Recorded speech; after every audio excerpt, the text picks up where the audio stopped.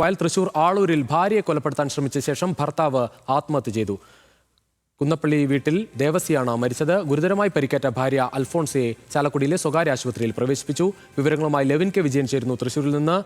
Levin, വിശദാംശങ്ങൾ.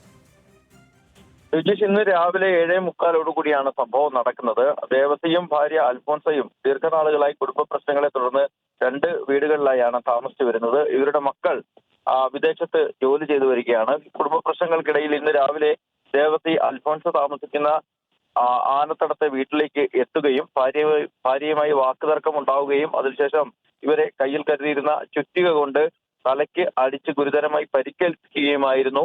ഇതിനുശേഷം ഇയാൾ ഇതേ വീട്ടിൽ വെച്ച് തന്നെ ആത്മഹത്യ ചെയ്തു. അതിനുശേഷം നാട്ടുകാർ ചേർന്നാണ് ഈ ദേവസിയുടെ ഭാര്യ അൽഫോൺസയെ ആശുപത്രിയിലേക്ക് എത്തിക്കുന്നത്. ചാലക്കുടിയിലെ സ്വകാര്യ ആശുപത്രിയിൽ ഇവർ ചികിത്സയിലാണ്. ഗുരുതരാവസ്ഥയിലാണ് ആരോഗ്യനില എന്നുള്ളതാണ് അറിയാൻ സാധിച്ചിട്ടുള്ളത്. അതേസമയത്ത് ആത്മഹത്യ ചെയ്ത ദേവസിയുടെ മൃതദേഹം മാള പോലീസിന്റെ നേതൃത്വത്തിൽ ഇൻക്വസ്റ്റ് നടപടികൾ പൂർത്തിയാക്കുകയാണ്. അതിനുശേഷം പോസ്റ്റ്മോർട്ടം നടത്തിയതിനു ശേഷം ബന്ധുക്കളെ അറിയിച്ചുകൊണ്ടായിരിക്കും തുടർ നടപടികൾ സ്വീകരിക്കുക. ഏതായാലും കുടുംബ പ്രശ്നങ്ങളെ തുടർന്നാണ് ഇത്തരം ഒരു സംഭവം ഉണ്ടാകുന്നത്. ഭർത്താവ് ഭാര്യയെ ചുറ്റിക ഉപയോഗിച്ച് തലക്കടിച്ച് പരിക്കേൽപ്പിക്കുകയും ശേഷം ആത്മഹത്യ ചെയ്യുകയുമായിരുന്നു.